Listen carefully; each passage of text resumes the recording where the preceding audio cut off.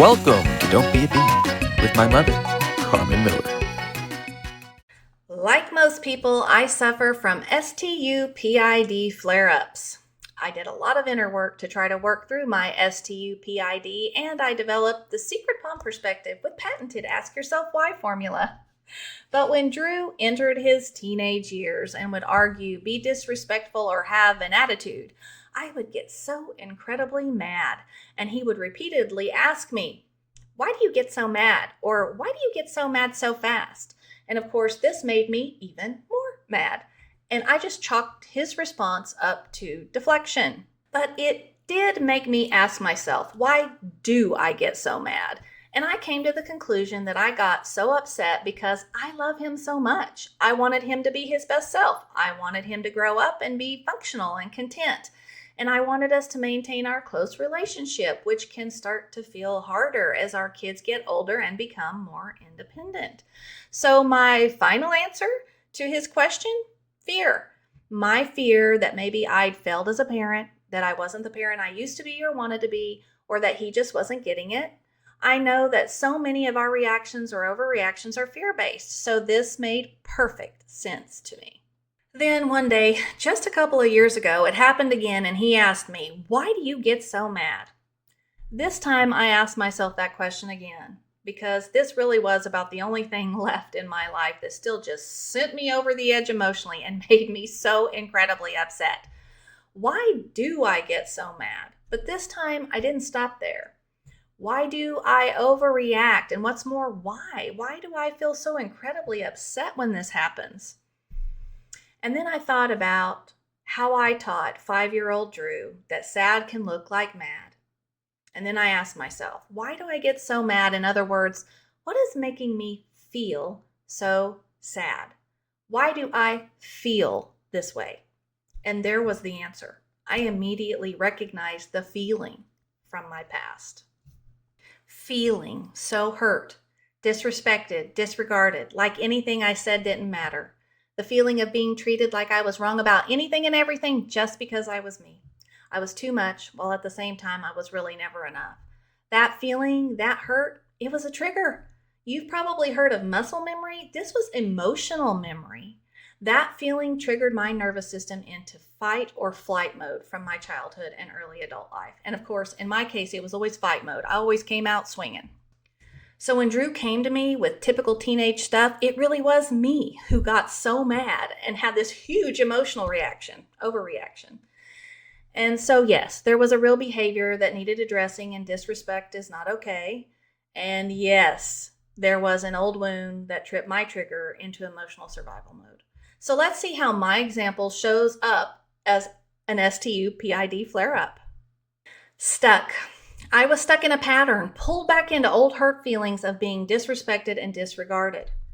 Temporarily, it was a moment. It was not my entire identity as a mother or a person. Unaware, for several years, I did not realize my reaction was connected to old wounds. Personal. This was part of my backstory. The wound already existed. Drew simply poked the bear, and the bear came out swinging. Inner. This is where the work had to happen, not just correcting Drew's behavior, but understanding and owning what was happening inside of me. He deserved a mom who could offer a calm, reassuring redirection, not an emotional basket case. Direction.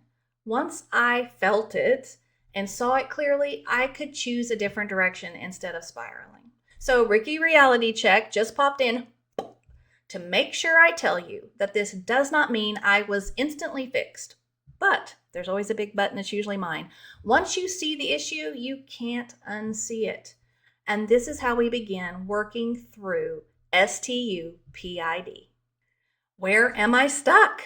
This is temporary. It does not have to be my whole identity. What am I unaware of? What part of this is personal to my own story, my backstory? What inner work is this asking me to do? And what new direction can I choose now that I see it more clearly? And flare-ups will happen. That's just our humanness. And just real quick, I want to add that even before I had my little revelation, I always apologized when I got angry. I think we underestimate the value of apologizing to our kids. admitting when we've made mistakes, got it wrong, or just had a flare-up of good old S.T.U.P.I.D. It shows them we're human and models something that as a parent we hope they will do when they're wrong and make mistakes. So simply asking myself why helped things start to shift, and I became less distracted by what everyone else was doing wrong and instead started looking at people and situations with much more empathy. And yes, I get it. Maybe there are times they are wrong. Maybe they are being rude, careless, disrespectful, inconsiderate, and they're literally just being a beep. You saw part 3, right? But the question is, why is it causing such a ripple in our pond, in our emotional waters? Because when our emotional waters are clear and calm, we can notice other people's behavior without becoming consumed by it. We don't have to let them set sail on our emotional waters. We can set boundaries. We can say, no thank you, not today, Bill Butts. Not letting you hijack my peace, Agnes Smuts. And we just go on about our day. If someone else's behavior starts making choppy waves in our emotional waters, it may be time to pause and pull out the patented ask yourself why formula. Why do I get so mad? Why do I overreact? Why do I care so much what someone else is doing? And why do I feel so incredibly upset?